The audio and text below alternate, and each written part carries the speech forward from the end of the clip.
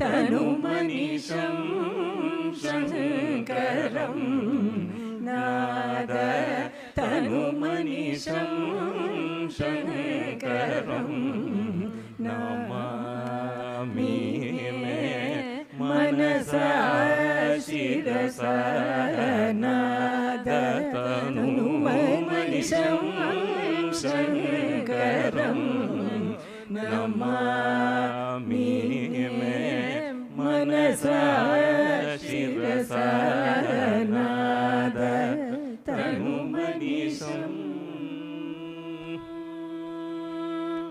मोदकर निगमोत्तम साम मोदकर निगमोत्तम साम वेदसारं वारं वारं वेदसारं वारं वारं सामवेदसारं वारं वारं नादतनुमनीषं शङ्करं नमामि मे मनसा शिरसा नाद तनुमनीषं सद्यो जातादिपञ्चवक्त्रज सद्यो जातादिपञ्चवक्त्रज सरिगमपदनी वरसप्तस्वर सरिगमपदनी वरसप्तस्वर विद्यालोलं विदलितकालं विद्यालोलं विदलितकालं विमलहृदय त्यागराजपालं विमलहृदय त्यागराजपालं नादतनुमनीषं शङ्करं नमामि मे मनसा शिरसा नाद तनुमनीषं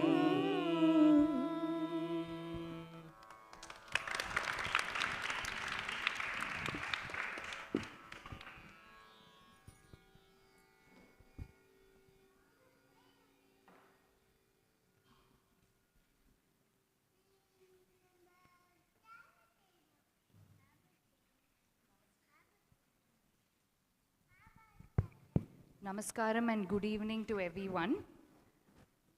We are very happy to be present here for the panel discussion on Sangita Soujanya. At the behest of Shri Shri Vijayendra Saraswati Swamigal and Shri Shri Krishna Premi Swamigal, Guru Srimati Vishakha Hari has penned a book, Sangita Soujanya, that was released last year. The book mainly throws light on whether music is for one and all, and spirituality behind music. And that is the theme for today's panel discussion. Without further ado, I would like to hand it over to Dr. Deepa Ramachandran ji to introduce our panelists. Thank you. Thank you so much. My humble namaskarams to all of our esteemed panelists and to all of our audience tonight. I would like to invite Vishakha ji to please honor our panelists. We have Guru Srimati Anuradha Sridhar. Anuradha ji feels privileged to carry the torch of the Lalgudi School of Music, a school that embodies perfection, purity, and melody. Her family of legendary musicians can trace back its roots to Tyagaraja Swami himself. Her great-great-grandfather, Sri Lalgudi Ramayya, was the direct disciple of Tyagaraja Swami.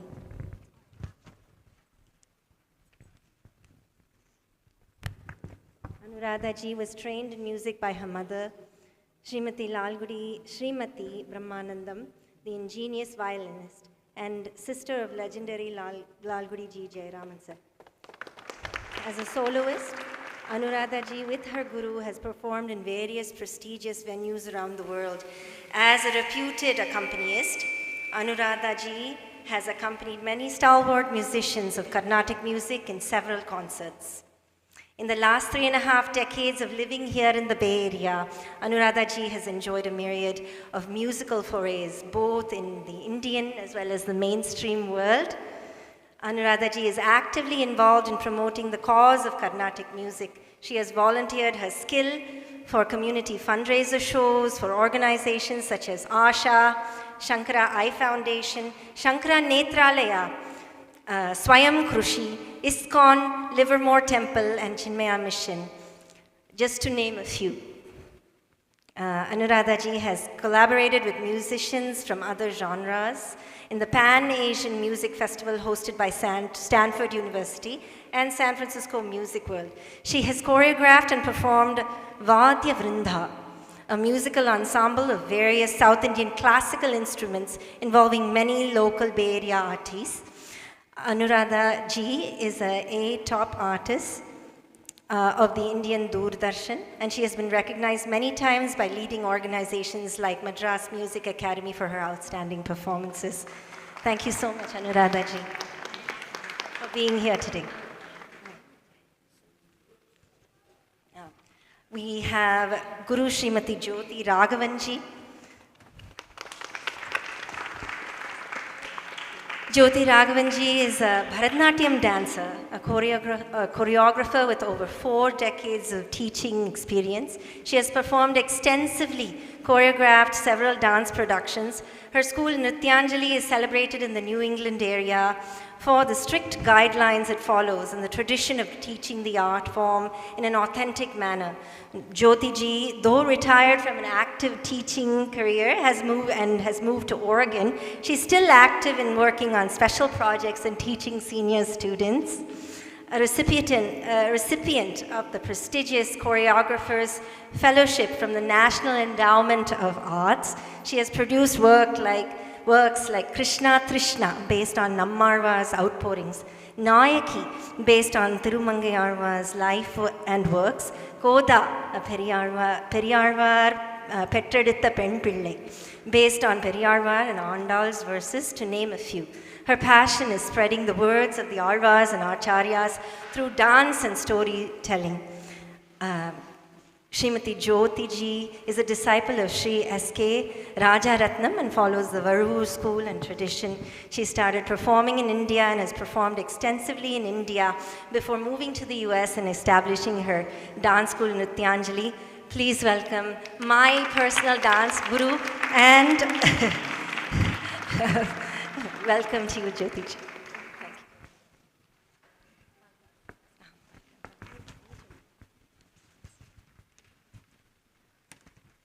Next, we welcome Guru Shri Palakkad Ramprasad ji, placed amongst the 50 most influential soft powers in India by Open Magazine for 2 consecutive years and recipient of the prestigious Sangita Nataka Academy's Yuva Puraskar in 2019. Palakkad Ramprasad ji is the grandson of the legendary mridangist Palakkad Mani Iyer ji.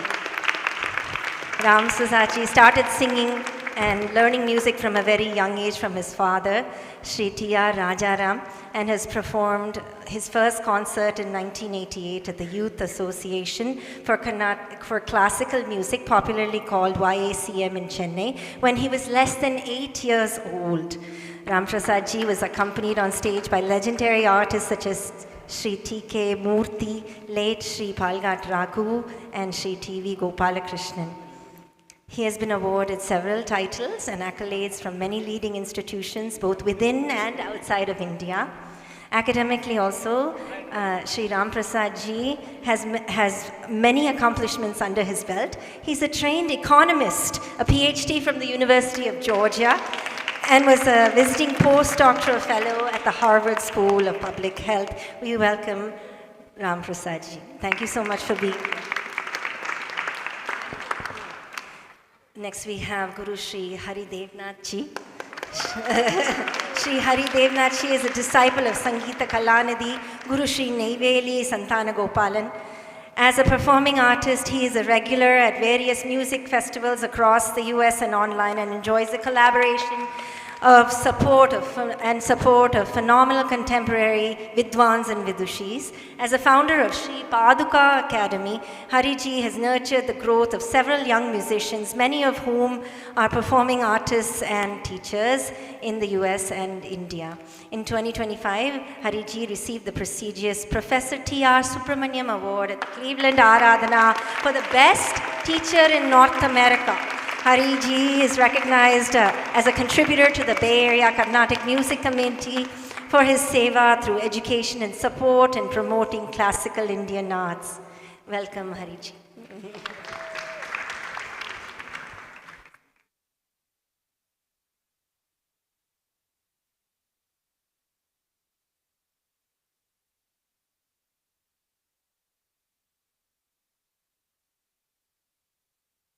Gopalan.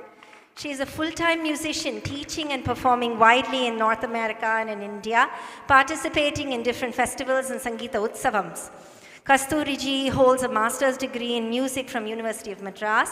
She has also learned under Sangita Kalanidhi Sri B. Rajamayyar, from whom she has learned many group kritis and rare Dikshitar kritis. She teaches music with unparalleled dedication and passion and is very highly sought after as a music teacher in the Bay Area. She is one of the key coordinators for the Epic Choir in Cleveland Tyagaraja Aradhana, which is a musical creation of Sri Neiveli Santana Gopalan. Srimati Kasthuri ji and her husband, Dr. Shivakumar, were awarded the Professor T.R. Subramaniam Award for Teaching Excellence by the prestigious Cleveland Tyagaraja Aradhana. Kasthuri ji and her husband, Dr. Shivakumar Bhatt, are the founding directors of International Academy of Indian Music, popularly called I-AIM Music. Through their innovative teaching methods, they instill awareness about musical tradition and inspire students to pay attention to bhakti, bhavam, intricacies, and nuances in our divine art form. Welcome, Kasthuri ji. Now over to Abhirami ji. We'll start the session.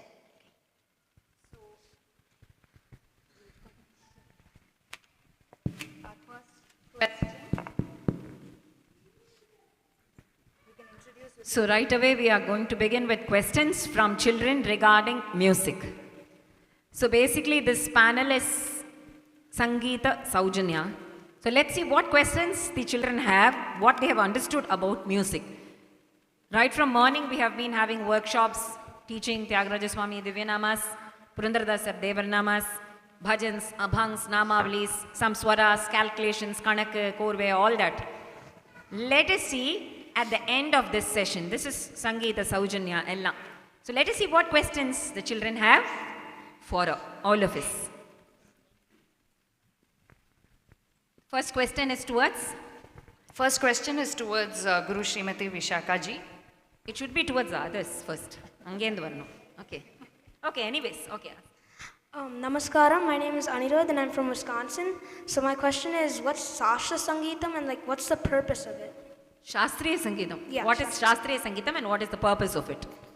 Okay, very nice question. I think Kasthuri ji will answer this first. Yes. And of course, I will also answer it. Yeah, Shastriya Sangeetam is the traditional classical music, and it's one of the best fine arts, and which comes as a tradition from long time back. So that comes as a Shastriya Sangeetam. In addition to what Kasthuri ji said, classical music by definition is typically has rules around it, and the rules evolve over time, but the base rules remain almost constant.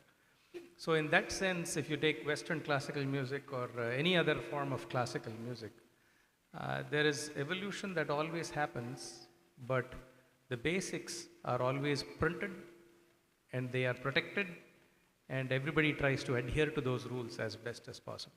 So one of the major differences between other popular kind of music forms versus classical music.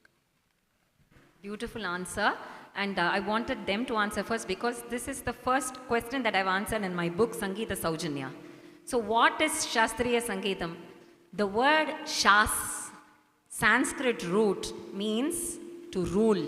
Dharma Shasta, ipo inge irkar இல்லையா Ayyappa, is called Dharma Shasta. தர்மத்தை சாசனம் பண்றதுக்கு. சாசனம்னா என்ன? Regulation. As what he said, regulations and rules to establish dharma. So our Shastriya Sangeeta versus, as he said, the other Western music system la, namakku we have a set of rules and regulations within which grammar we are supposed to sing. Inside that we do have scope for lot of manodharma. Next question.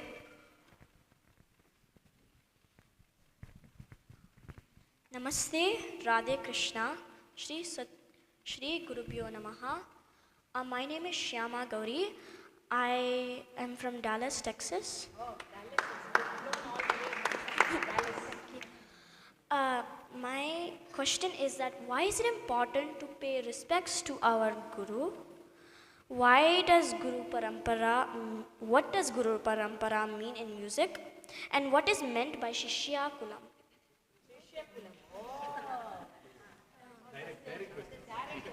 This question is for Guru Srimati Kasthuri ji.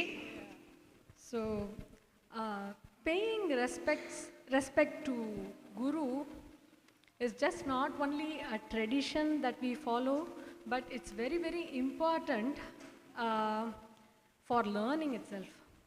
Okay? Guru is basically, they are the link between the student and the divine. For music, actually, this really helps. If you pay respects to Guru, you will automatically develop humility, which is very, very essential for learning. Okay? So, Guru is a person who actually opens the student's mind to impart the aesthetics, the bhakti, bhavam. So, they will actually, it will open up the bhavam and intricacies and again the humility also, automatically it comes. And they are not only just a person, they carry a generation of music. So that also helps on learning and things. Guru Parampara is the lineage. So each school, Parampara is like when it comes from the what can I say? It's like it's from generation on, it is transferred. For example, in those days, you didn't have all these recordings and all. All the music or even Veda, it was just Karna Parampara. It's like transferred only through teaching and again teaching to the next set of students. So that's how that lineage has formed, and that's called Parampara. So that's what is Guru Parampara. And Sishyakulam. Please answer. Sishyakulam is, I don't know in what context she asked, but I am very, very happy to say that we are from Neyveli Sishyakulam, and our Guru Shri Neyveli Santana Gopalan has coined this word Sishyakulam to basically, you know, he made a very big network of students all around the world, and who learns from him remotely in online. Even though we are all far away, we have a very big network, and we are very, very proud to share our experiences with learning from our Guru with each other. So the family of Sishya is Sishyakulam. Like how we have Vijayashri, right? Vijayashrians, அப்படின்னு ஏன் சொல்றோம்? Likewise, they say Sishyakula. They have Gurukula Mari, they have coined that word Sishyakula. Next question. Next question is for Ramprasad ji. Namaste, Radhe Krishna, Shri Gurubhyo Namaha. My name is Meena. I'm from San Jose. And my question is, can one be great in Carnatic music but not have devotion?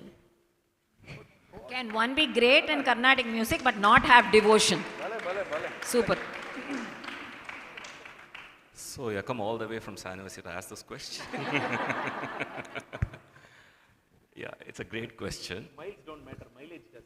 Wow. And your answer is being recorded and live streamed.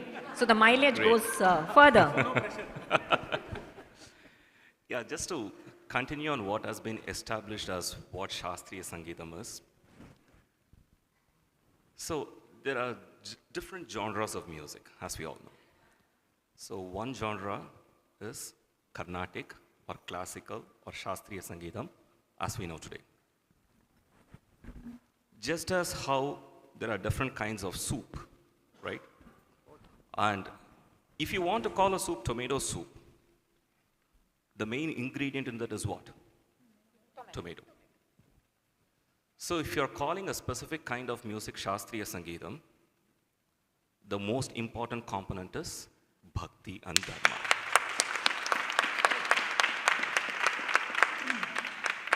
So without that component, probably anything that you sing or play can be called music, for sure. And there are no restrictions, there are absolutely no rules. There could be several rules that we don't know, we are aware of, we are not aware of, but just to re-establish the roots of our Shastriya Sangeetam, whether we like it or not, is Bhakti and Dharma. That being said, your question about can someone be great in Carnatic music but still not be a Bhaktiman or a devout person, right? That's the question. Now, let's forget how we define great, okay? Because, yeah, I mean, yeah, it's a very subjective thing. It depends on what parameter you define greatness about, right? So is it the footfall, is it the kind of kombodhi that I sing, is it the kind of sangadis that I sing in a ragam, or is it the kind of songs that I sing?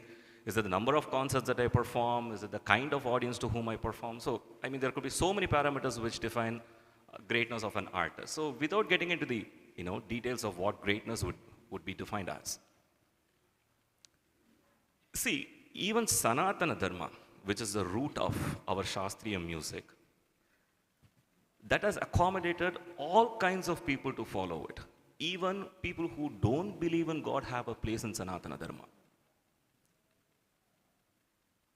Karnataka Sangeetam or Shastriya Sangeetam being an offshoot, an intrinsic offshoot of Sanatana Dharma, since time immemorial, we have had people who have been active performers of this art form, and some of whom might not have had a component of bhakti or who may not have subscribed to this concept called bhakti. It has been there. It is currently now.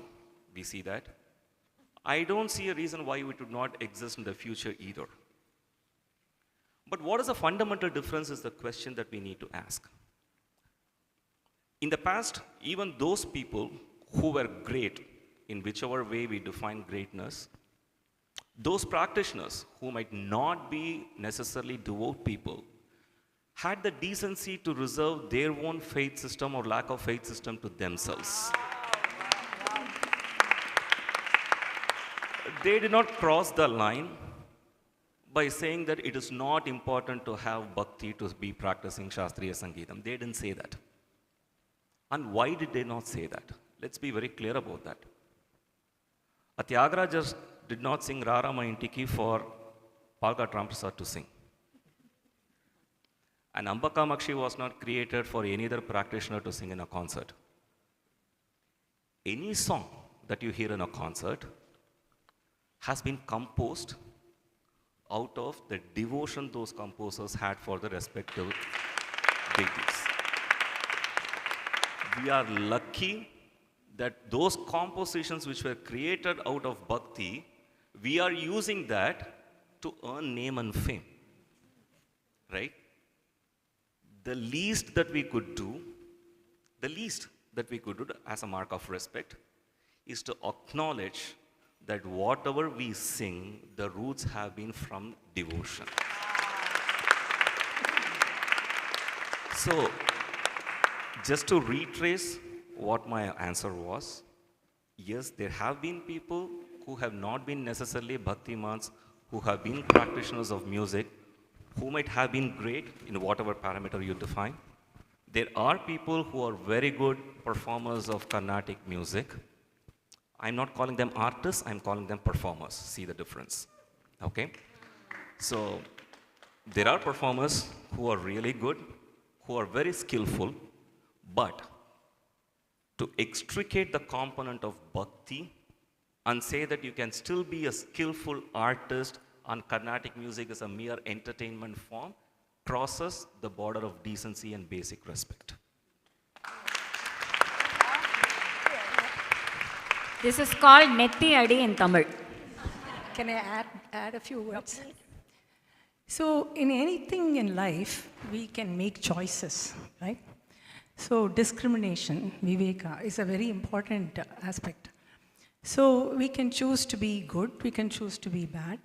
Like that, you can definitely pursue Carnatic music, even though the substratum of the whole music is bhakti. Every composition is based on bhakti and devotion of the composer, like very beautifully said by Ramprasad ji here.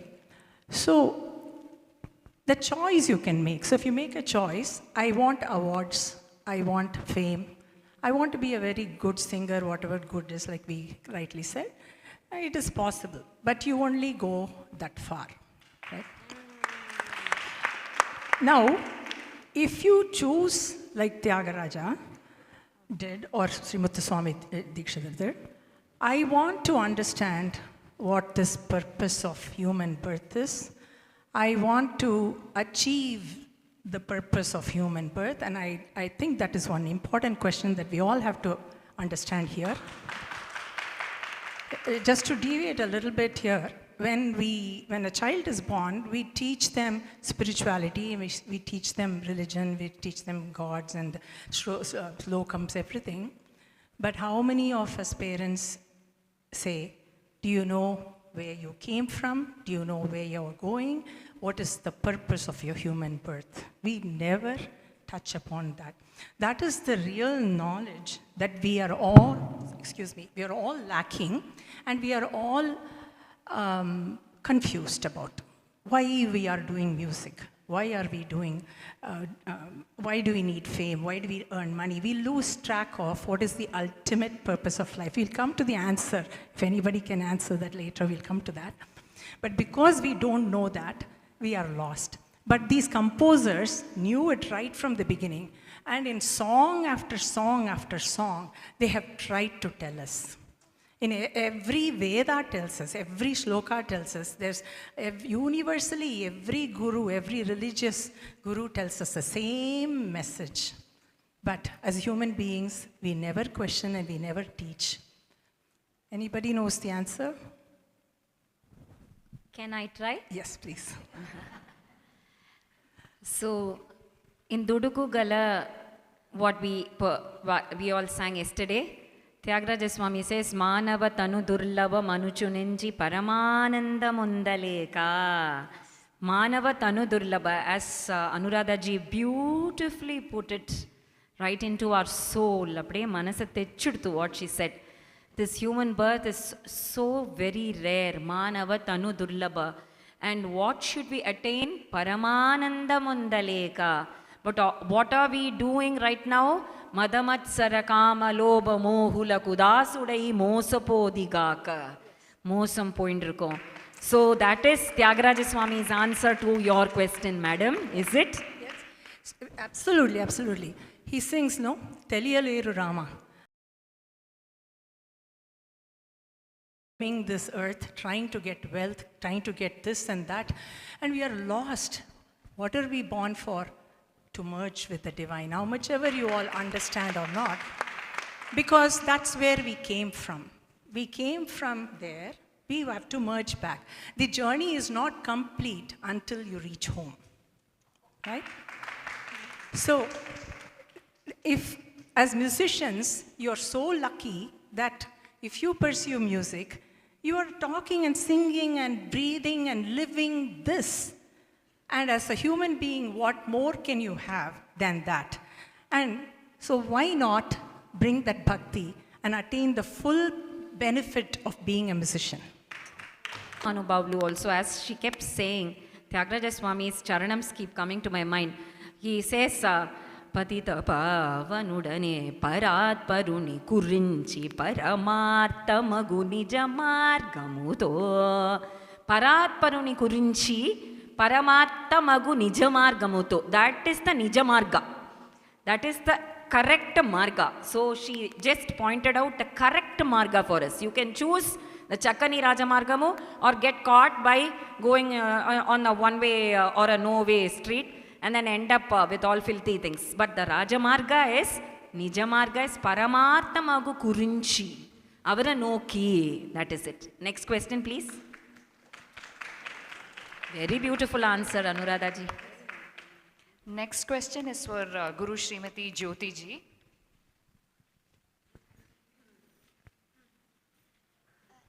Namaskaram, Radhe Krishna, Shri Gurubhyo Namaha. My name is Lasya and I'm from Mountain House. And my question for you is, what is the relationship between Carnatic music and Bharatanatyam, and where does this deep relationship have its roots? Very good question. And I'm the only dancer in the panel. Very special. Carnatic music and dance cannot be separated. First of all, in Natya Shastra, when Natya, first of all, I don't like to use dance and music. Those two words really bother me. It's Natyam and Sangeetam. And they cannot be separated because in Natya Shastra, which was written, I don't know, 2nd century BC, Natyam, Sangeetam, drama, everything was one and the same. So they were not different art forms at all. And as recent as 150 years ago or 100 years ago, Devadasis, who were the only ones who were allowed to learn Natyam, they were all experts in Sangeetam as well. And they knew Itihasas and Puranas, and they knew all the allied arts. So they had there was no separation. They sang and danced. But only when we came to the proscenium stage, which means a stage like this, and they started dancing on the stage instead of the temples, the musicians started sitting on the side and singing. So they were separate. What was the second part of your question? Where does this deep relationship have its roots? Oh, absolutely.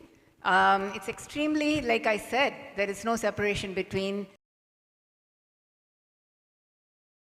And if a person is trained in Carnatic music as a dancer, I hate to use the dancer, but a person who does the Natyam, because she can use the different sangatis to express herself much better.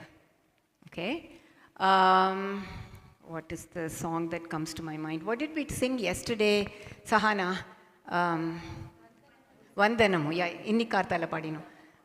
Vandanamu Raghunandana. First, Veru Raghunandana padna. Veru, you just stand as Raghunandana. And if you say Raghunand, no. You just stand as Raghunandana. For the second Sangadi, Raghunanda, Sanchari Baba. Look at that. She can hold the mic for you. Yeah. So if you're we would like to see that again. The second Sangadi, Raghunandana. Raghunandana. Ah. Okay. And also, if you just say Raghunandana, Raghunandana. Okay. Raghukulattoda Nandana. Nandana. That's just a plain singing. But if you use the Sangati, then you can say Dasharatha's Raghunandana. Ayyo. Okay? So if you're familiar with Carnatic music, whether you're a full-fledged Sangita Vidwan or not, you're still able to express yourself much better if you have a if you have an ear for music, Sangeetam. I don't like to use music and dance. It really bothers me, but I keep using that. So, which means for every Sunday you will be able to correlate, or knowing music more helps dance, because when the ornamentation, when the second Sangati or the third Sangati, she's able to, because she has the ear for music, she's able to show that in dance gestures. Exactly. And then even when you're just singing Rama Rama with different Sangatis, you can show the entire Ramayanam just singing Rama in different Sangatis. So music and dance, Sangeetam and Natyam cannot be separated. They are an integral part of each other. There is no Natyam without Sangeetam. So beautiful, so beautiful. Can we have a few gestures of Rama for few Rama Sangadis? Ramprasad, can you just sing?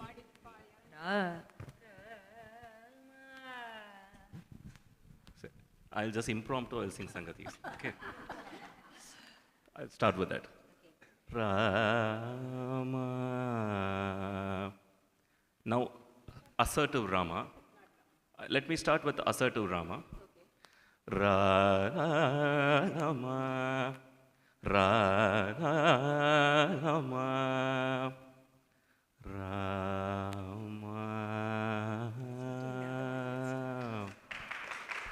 Rama. Rama.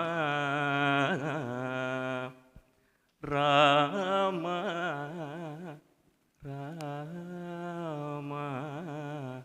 Rama. Rama. Rama.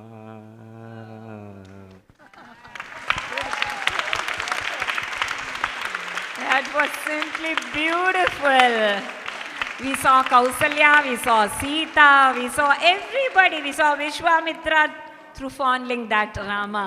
That Rama was there, Kausalya was there, Sita was there, everybody in your eyes. Next question is for Guru Shri Hari Devanath. point. இப்போ music தெரிஞ்சதுனால எவ்வளோ என்ன பண்ண முடிஞ்சது. அப்போ when you understand the meaning and you know the bhakti that was in the song, when you sing, how will it be?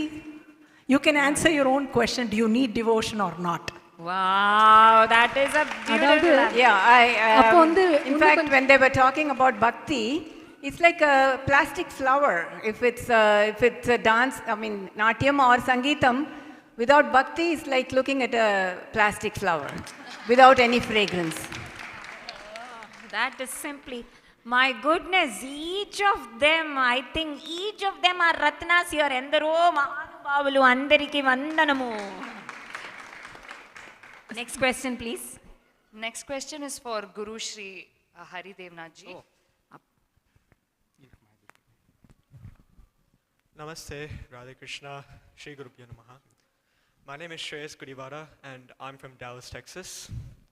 So my question stems from the fact that some people, not all people, but some people find it hard to balance Carnatic music with their other passions for other academic interests or maybe some other hobbies that they might have.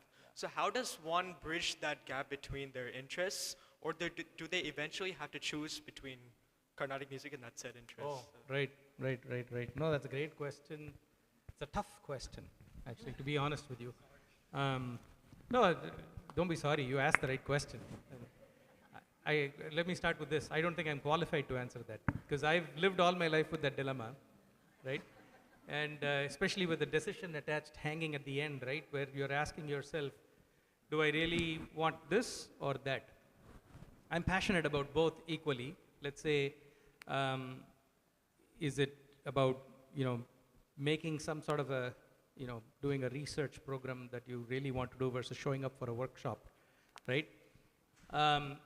My simplistic answer, and I'm not trying to tell you that I have a simple suggestion for you. If you personally are going through this dilemma, I totally relate to what you're going through. I don't think I'm qualified, or even I don't have a crystal ball or anything to tell you, here, use this and life will become easier. No, it's not that at all, right? So the dilemma that we all go through is trying to choose between two things that we love and we really deeply meaningful things that we want to do. And where I have, where I come from, I have struggled with, like I said, this kind of a challenge. But what I've learned over the years, and this is not necessarily clarity that I was born with, this is clarity listening to other people, smarter, wiser people around me have told me this, and I think I'll put it as simply as possible. Time can change things. What you are passionate about today, you go after today. It doesn't mean your passion for the other thing is likely to change. Which means two things. One, in a serial way, go after thing one, get through, go to any meaningful stage you want to get through to thing one, and thing two you will have time for later on in your life.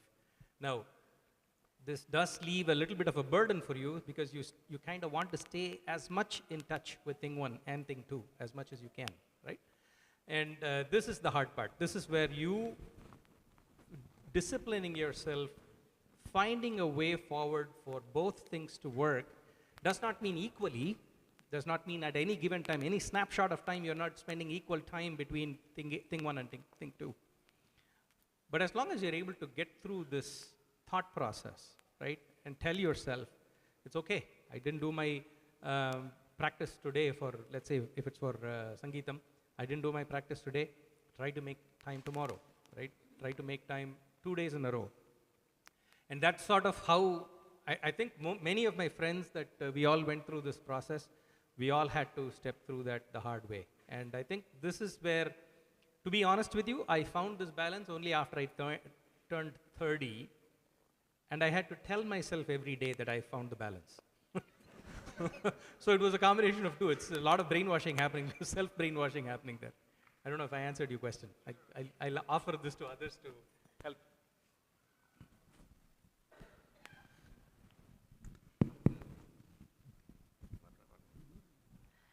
I always tell my students, music or arts is something you can do best when you're young. And like you put money into the bank, practice as much as you can when your responsibilities are very less, and put a lot of practice and knowledge into the bank. Now the world has changed, we all want to do multiple things. So when you are in your 20s, you still want to acquire the biggest degree in the world, you can still have music. So these two cater to two different things. Your career gives you a livelihood. Music is for your soul. Nothing can substitute what music and arts can do for you. Academics cannot substitute it.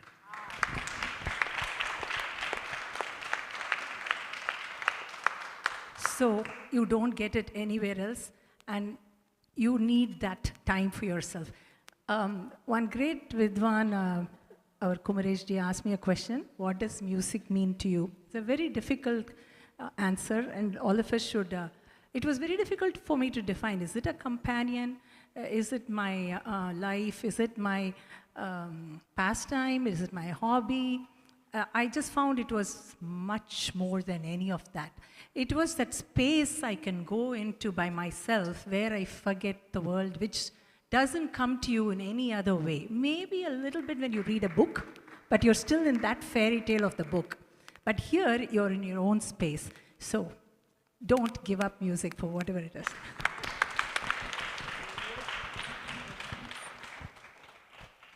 Next question is for Guru Srimati Anuradha ji. Namaste, Shri Gurubhyo Namaha, Radhe Krishna. My name is Sahana. Please be louder. Oh, sorry. My name is Sahana, and I am from San Jose. And my question is, why should we perform concerts? What are the, what purpose do they serve? Wonderful question. Let me just tell you how it used to be before and how it has become now, right? In my times, at least in our family, in the Lalgudi family for the last 5 generations, most children have boarded the stage when we were 10 or 11.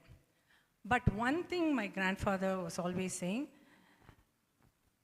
மேடை ஏறதுக்கு தகுதி வந்துடுத்தா அப்படின்னு he'll ask, are you ready?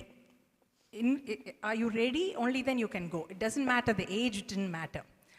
And they didn't put us there just because we were 10 years old or 11 years old. Only we worked so hard from 3 years old to 4 years old. Many hours we worked, and we had to really play to some quality level before we could go on stage. And not everybody was that fortunate. Those who were in the family were able to go quickly like that.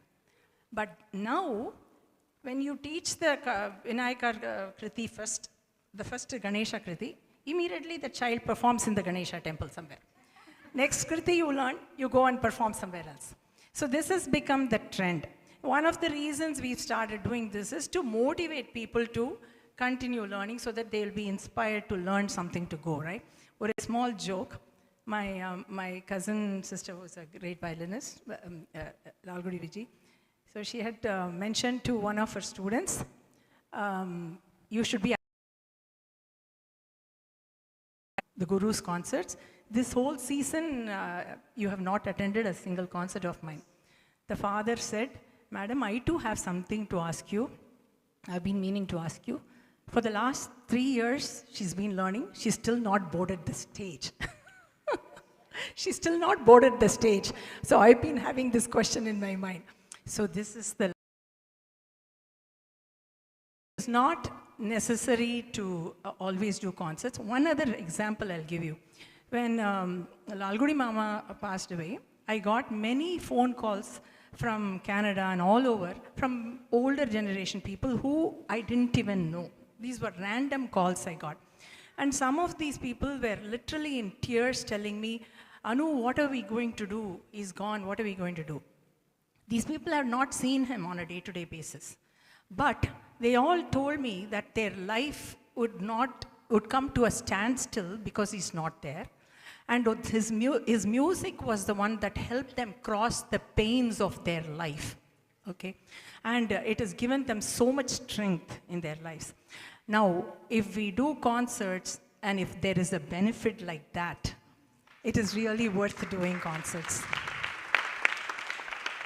So we transform people's lives, we transform our lives, we spread the good around, and we live to highest standards.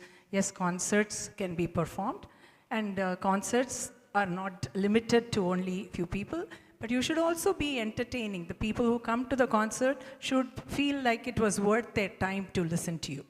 So it's, we have to think through that. So you perform concerts, you transform other people's lives, and you also get transformed during that journey. It's a beautiful journey. And she brought tears through her answer.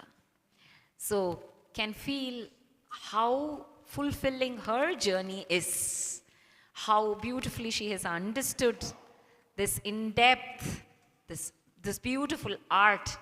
And we are so fortunate that you're sharing this truth with all the kids and even adults. It's very important to understand that performance is not a show-off. It's not a talent show. It's not a reality show. Idella and the pandrale hepo super singers and the super singers and the super singers. Adikaga illa, to be a superhuman being. To be a superhuman being. Our next question goes to our beloved Guru, Srimati Vishakha Hariji. Shri Gurubhyo Namaha. My name is Madhu. I'm from Austin, Texas. My question is, we've been talking about Shastria Sangeetam for a bit now. What are your thoughts on, I mean, most of us here learn Carnatic music, but we also enjoy other kinds of music, right? Like Western music or like Bollywood, Collywood. What are your thoughts on using Carnatic music or Bharatanatyam fine arts for non-Shastriya stuff, for like film-based productions or something like that? How about using music and dance for non-Shastriya? You're asking the wrong person. For film-based productions and the man. As such as Anuradha Sridhar ji put it, how it used to be and how it is now. Abdingartha, she started her answer that way. So let me also start it that way. I'm taking a cue from her. How it used to be, the films in those days. What were the films? Lavakusha, Shakuntalam, Ramayanam, Dashavatara, Harishchandra, Naladamayanti, and Prahlad Charitram, Dhruva Charitram. So the films that were scored for choreographed film as well as the dance, which was choreographed for those films, also brought out the same sattvic emotions. Now the scenario is very different. It is violence, it is not all films, but most of them. Exceptionally good films are there. I'm not saying that it's not there at all, exceptionally good films, but majority of them, it just goes like dishum, dishum, dishum, dishum, dishum. How do you bring Kambodi or Kalyani or Bhairavi into this dishum, dishum, dishum, dishum, dishum? It's just full of Rajo and Tamo Guna. And see how Srimati Jyothi ji dance, that grace and poise. Will you ever be able to bring that grace and poise into this non-shastric film productions that you asked this question? I think you can answer this question yourself. It's basically about bringing the sattvic element to reach. She said, I'm enjoying the space where it is inner bliss. So can you do that now with film productions? If you are able to do it with a similar theme, then I don't think it is wrong using all the ragas, and because the destination is to bring the sattvic, the inner bliss. But it is not like that today. So I'm against it. Obviously. If you don't mind, I'll add to that, right? So the idea that every music form has, like he said, the tomato in the tomato soup versus the value of the process of creating the soup, right? So if you were to separate out the skill or the structure that the music, you can always, as an academic exercise at least, remove the bhakti from the Carnatic music and there is still something left there. Of course, it may not be as meaningful without that bhakti, but there is some element to it. The versatility of Carnatic music is that even if you strip it off that core ingredient, there is still so much to do with it. So I have dabbled with some fusion crossover kind of music here and there, and you get tremendous pleasure in just having some creative fun around that aspect of things, right? So bereft of bhakti, we are not claiming that as Shastriya Sangeetam anymore, but there is still a big element of the core skills just that the you Sangeetam. develop. Just the Sangeetam, right? Well, you can call it Geetam if not Sangeetam, right? So, so to go back to what she was saying, you know, dance is not yum if Geetam is not sung, right? So.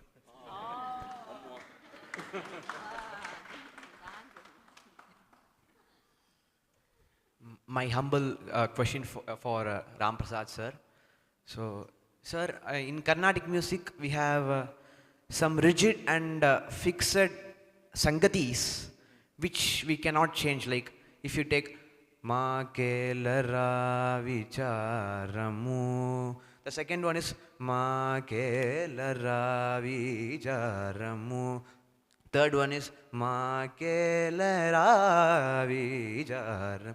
So, I have 3 sub-questions here, which is it the owner of the song, like Tyagaraja or Muthuswami Dikshitar, who created these Sangatis, the first one. Second one, when can I, as a performer, inculcate my Manodharma? I have a lot of Manodharma. So, when can I inculcate my Manodharma when I sing a song? And what is the right time to inculcate it? What is the wrong time to inculcate? When can I not inculcate the Manodharma? That is my question. Thank you, sir. It's not surprising such a complicated question coming from none other than. I have not told him anything. He wants to sing, improvise, but I tell him don't, not no. As far as the first part is concerned, let's be very clear about that. Nobody has met Tyagaraja or Dikshitar to even validate whether the Sangatis that we sing in the order is how they actually composed. Well, let's be clear about that. But there is one logical explanation to the kind of progressions that we handle these days. Just take a simple example. Ra ra deva di deva. That is one line.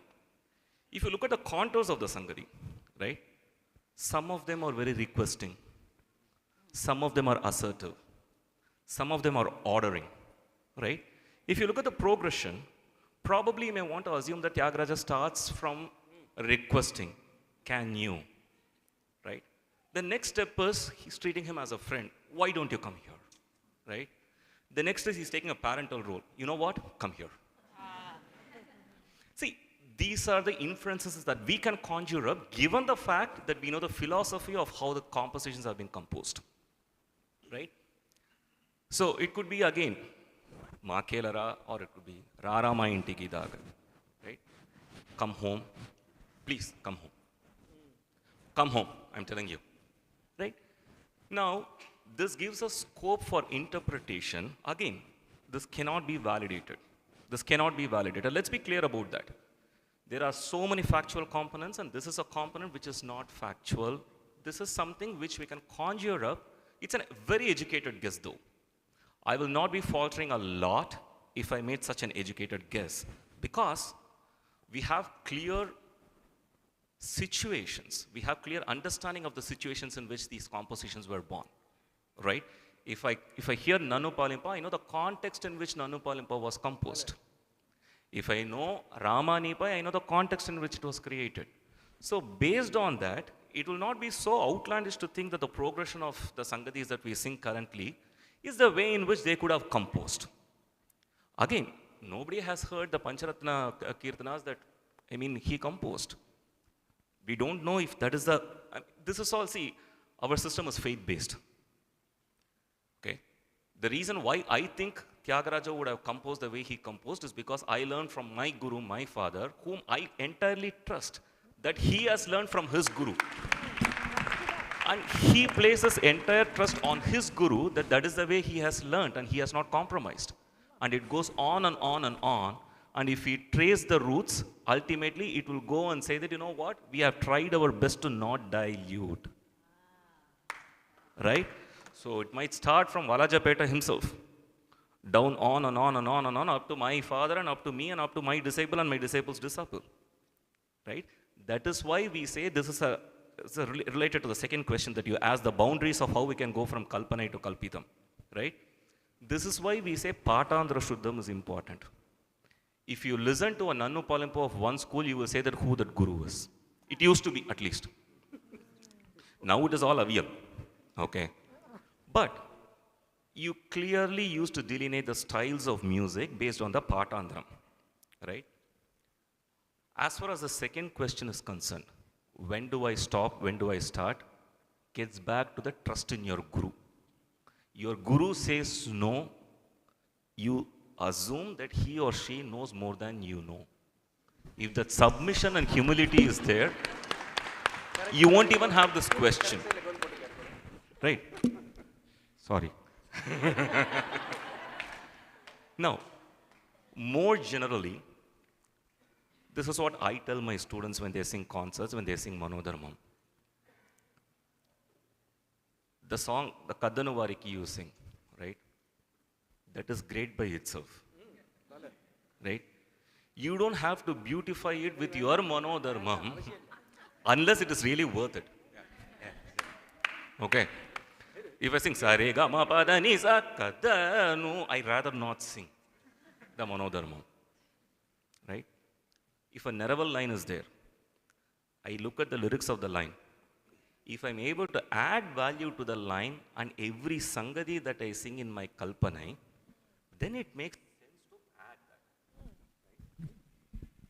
So, this fundamentally depends on whether your guru approves of whether you are really adding value to the song by inculcating your Manodharmam.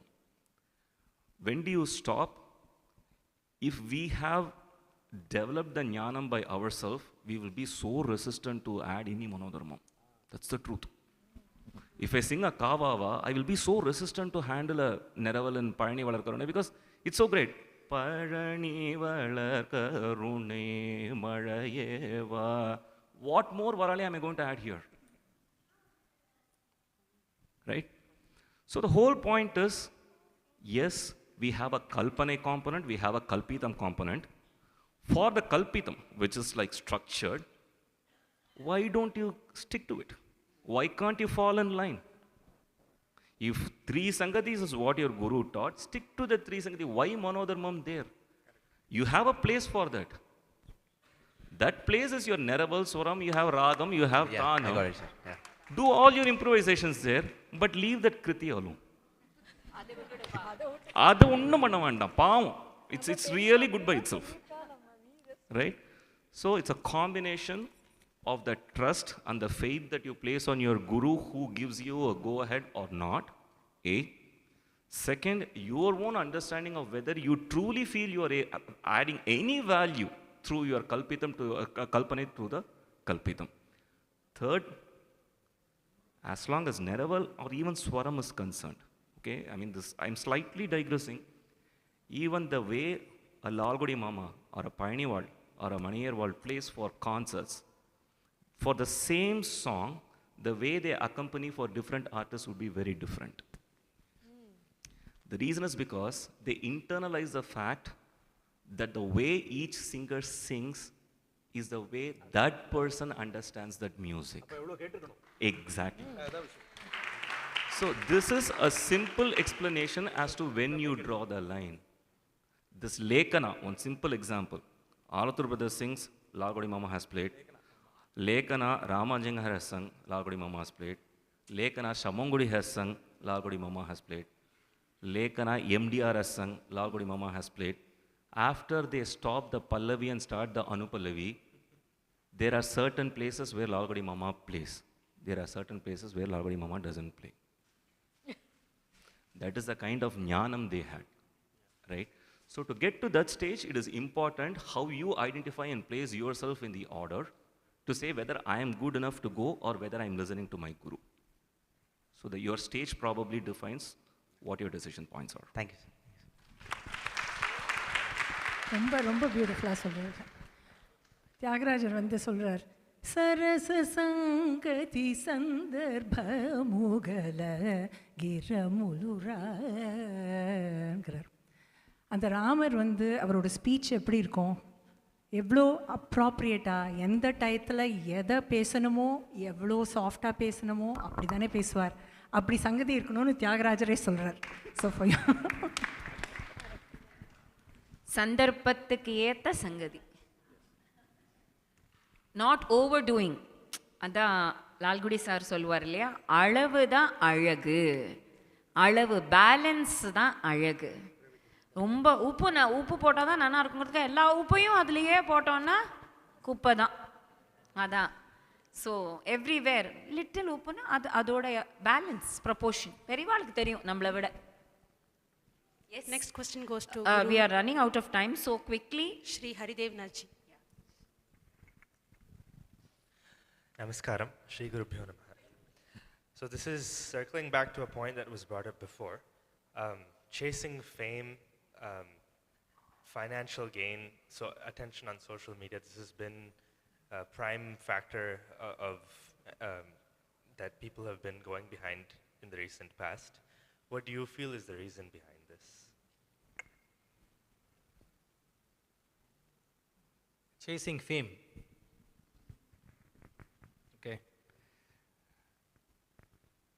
From the context of music in general, or this is in the context of music? Sangeetam and so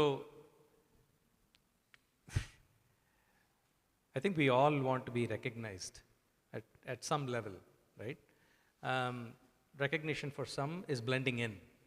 Recognition for some others is standing out. And for yet others, leaving them alone.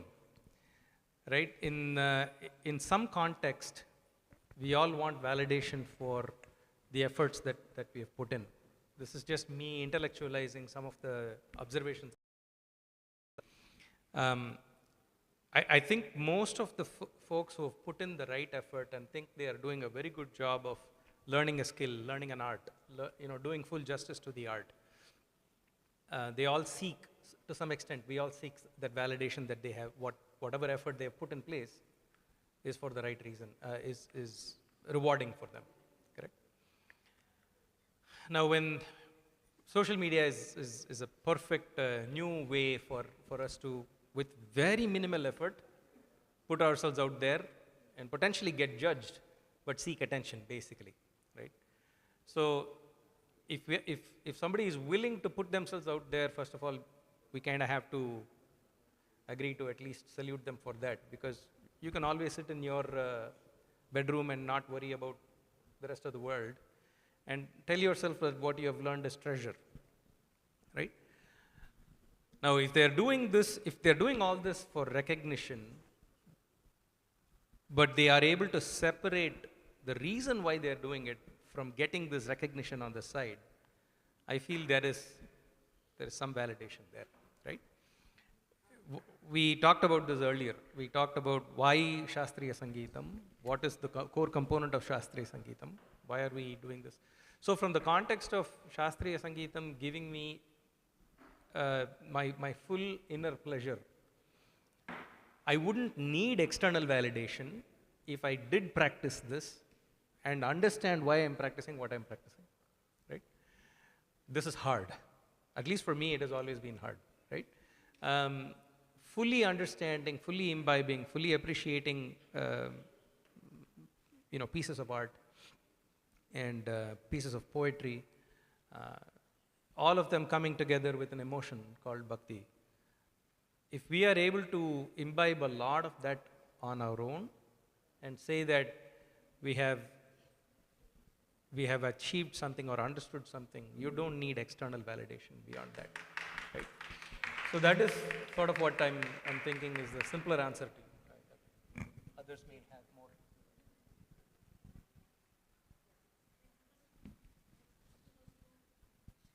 Raghavan ji.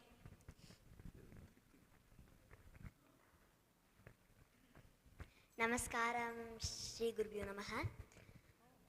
My name is Navya Saraswati Srinivasan and I live in San Jose.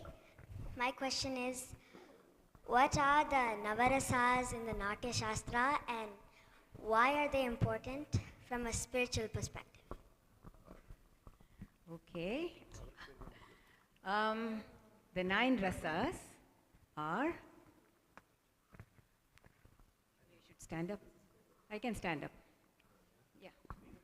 It's okay. It's okay.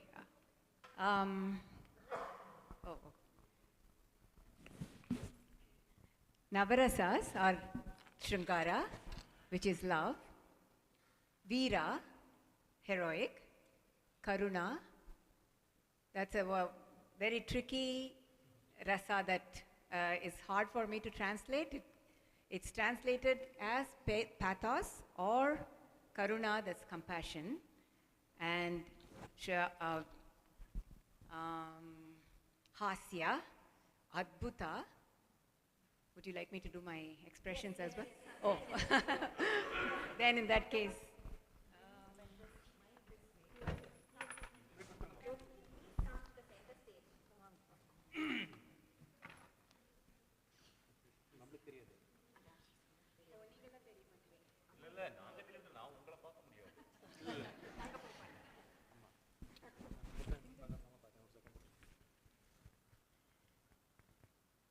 Shringara,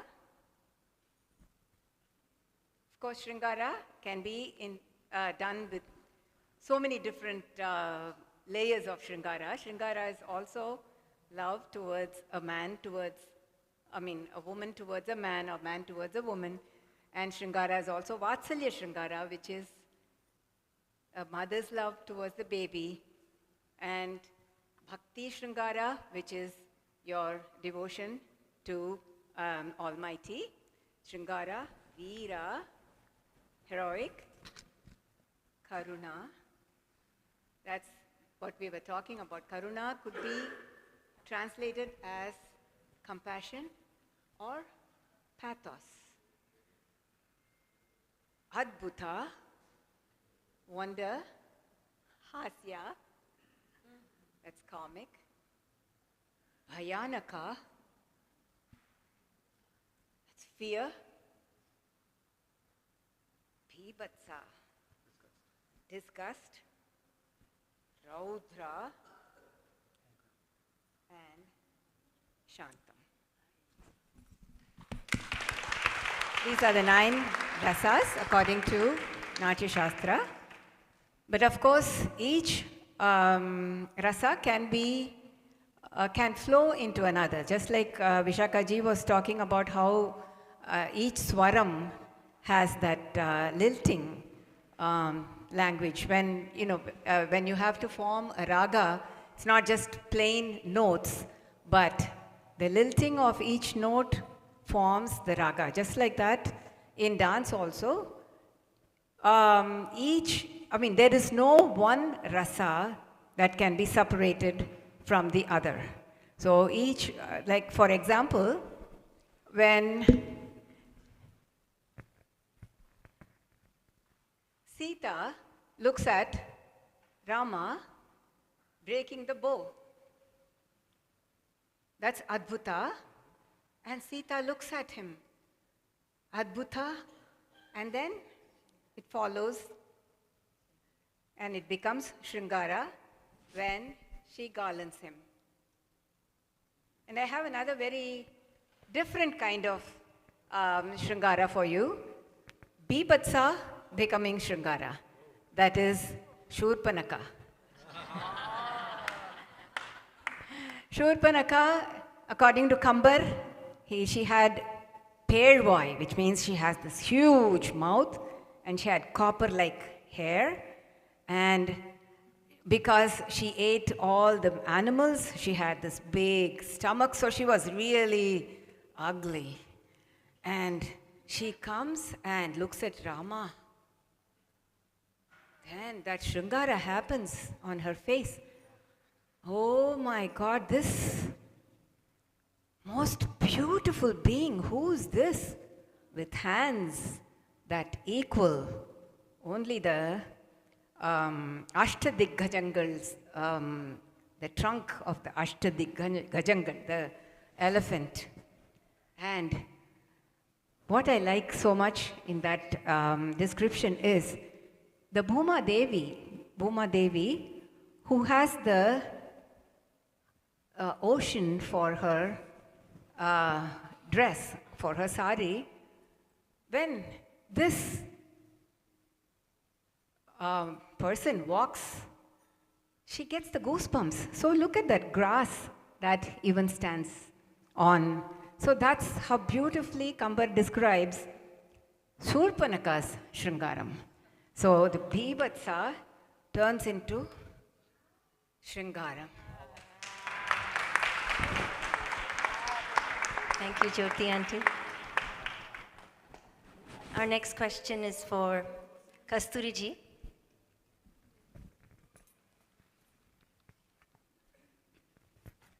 Namaste, my name is Meru, I'm from San Ramon. My question is, what if one makes a mistake in their performance, and also, what if you don't have a lot of audience members? Oh, okay.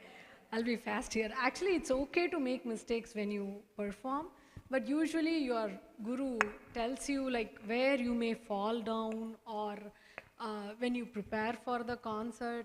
And probably, there are places where, there are two ways you can get better or refined in performing without trying to, reduce your mistakes. By experience is one, by practice, and your guru will also guide you where you may go wrong or things like that. It's okay to have few people. Sometimes, if we had only few people in my concert, I would really love to engage with my accompanist and have a jam session or practice session right there. So it's a good thing. Thank you so much for the heartfelt answer. Kasthuri ji.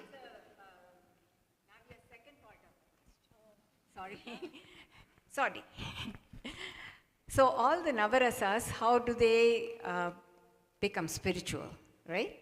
The way I was thinking about it, it was a very interesting question. First of all, in Bharatiya thought, everything is spiritual. There is no, you cannot separate anything from spirituality, whether it's Sangeetam or Natyam or expression, anything leads to spirituality. And first of all, how do you translate spirituality? Upasana? Maybe? Sangeetam, Natyam, Upasana? So everything, it's a Sangeeta Upasana, Natya Upasana, everything is Upasana. So when you practice all the Navarasas, that is 8 rasas, which are Rajasic or Tamasic, that finally ends in Shantam.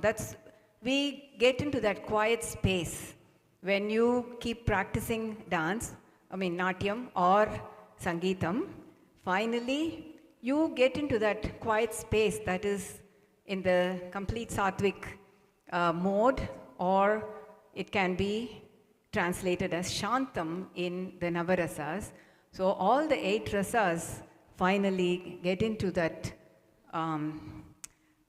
beyond emotion becomes pure bliss, which is Shantam. So that's where the spirituality or the Upasana comes. And time for 2 more questions. Okay. Our next question is for Sri Palakkad. Oh, yes.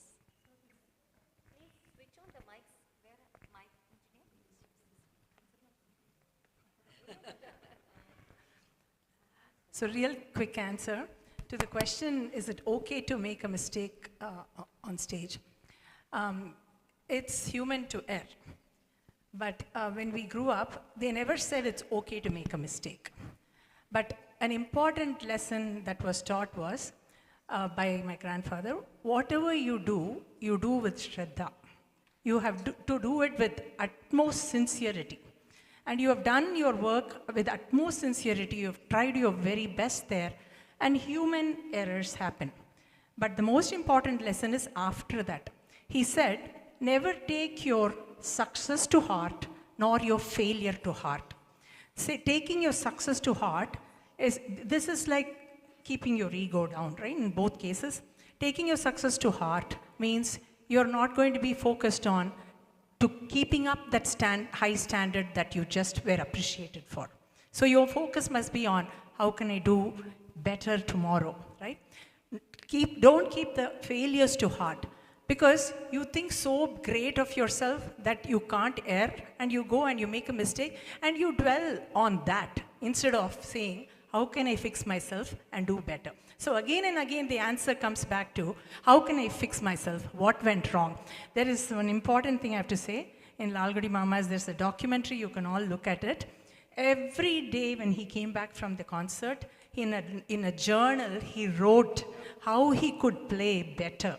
And he would have played the best, but he has underlined how he could have played much better, and he had maintained the journal. So this is the lesson you have to learn. Just to add a minor point to this, as everyone acknowledges, it's very human to make a mistake.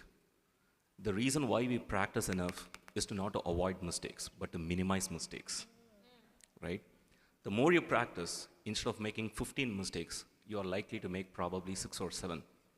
And the intensity of mistakes are likely to be lower, as long as you get more familiar with the concept through practice. And the most important reason for practice is that we know that we make mistakes, but we don't feel guilty for not practicing and therefore committed a mistake. Yeah.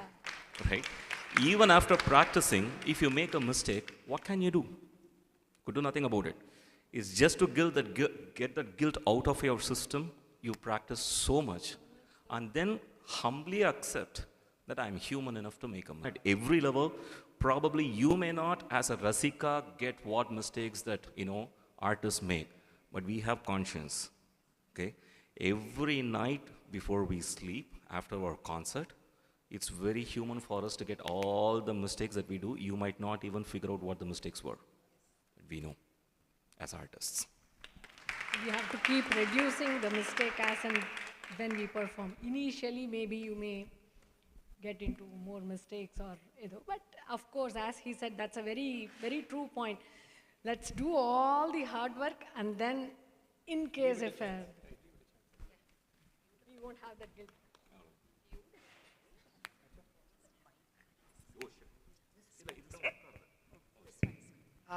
We will have one last question. Namaskaram.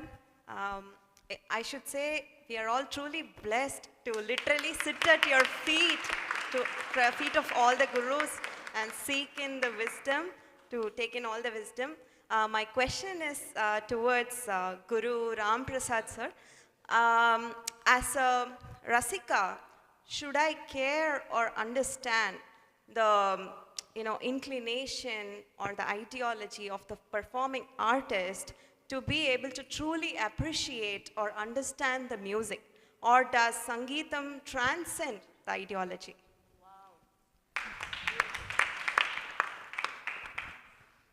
Right. I'm so happy that this question probably doesn't come from a person who chooses not a specific brand of car, not because the car is faulty, but for reasons outside of that. The same way, ultimately it's our choice, right? As consumers of music, we can choose to be responsible consumers of music. Tesla பத்தி தான் பேசினேன். Several people might find that Tesla is a great car, but you may still not want to buy the car for reasons outside of the performance of the car, right? And you call yourself a responsible consumer there, but if you were to ask the same question as what you asked, I would see this as total hypocrisy, right? So, I can choose to be a responsible consumer of art the same way, or a consumer of art, right? Now, if I were to call myself a responsible consumer of art, let me try to give you a parallel, right? Let's say I go to a restaurant. The food is really good. And over time, I come to know that the restaurant owners are the ones who despise my parents in whichever way. The food is amazing, right? Now, we have a choice here. Tomorrow, am I going to the same restaurant because I want to have great food, regardless of what the owner thinks about my parents or how or bad, he has his views or he opines about my parents openly. He or she, openly opines about my parents. If you extend this logic, right? If you have the same level of ownership that you have with your parents to the roots of Carnatic music, then a person who is able to produce great art, if he or she is propagating ideologies which may be extremely offensive to the faith system that you care so much about, again, here is your choice. Right? Now, this goes back not only to the kind of philosophies and ideologies that some might subscribe to.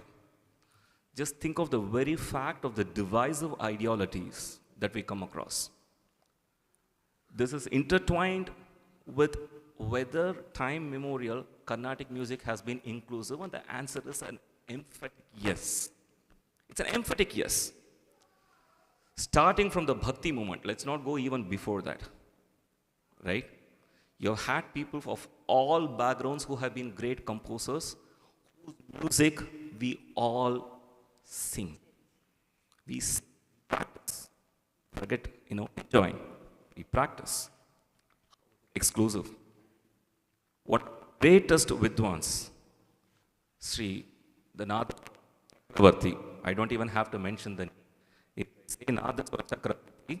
It is, the mic is functioning properly. I'm trying to use it as best as possible. Nadaswara Chakravarti, T.N. Rajaratnam Pillai. What can you associate that to? You can associate that only to great art, nothing else. And he was a god, he is a god to all stratum of artists, regardless of caste, regardless of faith system, regardless of any religious identities and beliefs. What about Sheikh Chinna Maulana? What about KJ Yesudas? For the great parameter, these are all great artists. Right? The point is, as much as Sanatana Dharma has been inclusive for all kinds of philosophies, our Carnatic music has been as inclusive time memorial to include all possible people from all sections, right? And they have made it really big. Has there been, now, the kind of people who ask for this kind of inclusivity, they are people who believe in evidence-based theories. Let's go here. Show me an evidence where a Sabha has disallowed a person based on his religion or his background or her background. That is from a Rasika's side. Give me example of a Sabha which has precluded an artist who belongs to a different faith system to perform. Do we have evidence? Show me hard evidence to prove that an artist refused to teach a student because he or she belonged to a different religion or a different background. Now, you may argue that these are not white and black and therefore they are gray areas. Yes, they may be great gray areas. But then show me a field for Carnatic music to follow. Tell me, you have to, Carnatic music field has to follow journalism. Is journalism 100% perfect? Let's go to movies. Film industry. Carnatic music, now you follow film industry because they are perfect. Let's go to corporate sector. Carnatic music, you have to follow corporate sector. Let's go to the health system. Carnatic music, you have to follow healthcare system, which is 100% perfect. Carnatic music, follow education system. That's 100% perfect. And what I'm trying to say here is, maybe there were some instances, like in any other field, Carnatic music is not, if you term Carnatic music as an industry which provides entertainment through a bhakti marg, even if you define it in that sense, if you have to compare it with any other field, it is as similar to how you find other fields are. Right?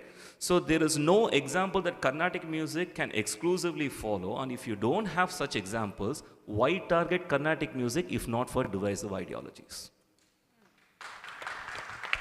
So all this means to say is there is perhaps an agenda which you want to drive through these points which has absolutely no evidence.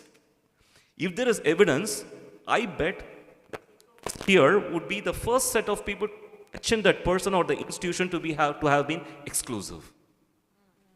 And which artist doesn't want a crowd of 1,000 of all backgrounds? Would a sensible artist who earns money say that I want 10 people of a specific background? Or is it wise for him to say, I need 1,000 tickets to be sold? Let's think very, very logically. Why would I care at that point in time? Music is close to me, right? I want to sing in a packed auditorium, obviously, as a musician. That goes back to the question of how do I handle an empty auditorium? I want a full auditorium, right? So where is the question of exclusivity here? All this means to say is that I can choose to be a responsible consumer of art where I say, if I am setting my foot to a concert, I am ensuring that the person is one who doesn't deride my roots. It could be my parents, it could be my grandparents, it could be my forefathers, it could be the roots which trace back to dharma and bhakti. So it is our choice. So with that, I think really we are very, very fortunate.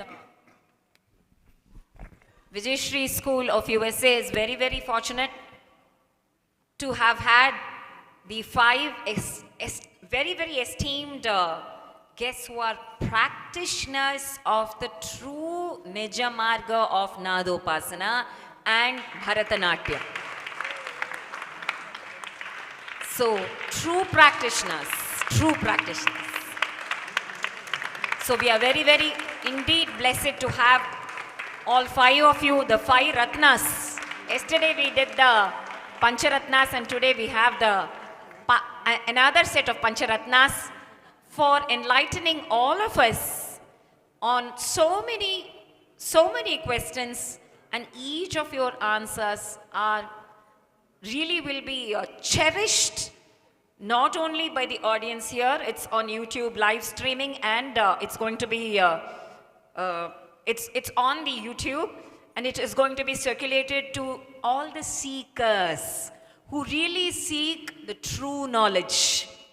And towards that, all these answers are actually, you have created history, and this is documentation. 100 years later, when there is some confusion like this, Dharma Samsthapanarthaya Sambhavami Yuge Yuge, through our Guru's grace, we've had such Nadopasakas and Bharatanaट्य Upasakis beautifully sharing their thoughts with us.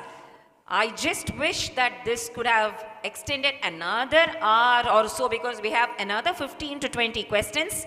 But it has been a very, very long day from 9 o'clock to 9:30 in the evening. 12 and a half hours of constant children sitting in the campus. So we would like to have such awakening sessions. I would like to say that this is awakening session. Reawakening. Namakku nammaloda appakku tata kaalathillam therinjirkalam, but now we need this clarity to the confused minds, because we need to have right role models like you. Role models like you all is what we need. So towards that, thanking each one of you again and again and again and again. Tomorrow we will have the last day of the workshop. We will start at 9:30 because it's already late. You all have to go for dinner. Prasadam will be served. Dinner prasadam is ready. All of you can go. We will end with our prayer song of the school, and tomorrow 9:30 we will sharp start.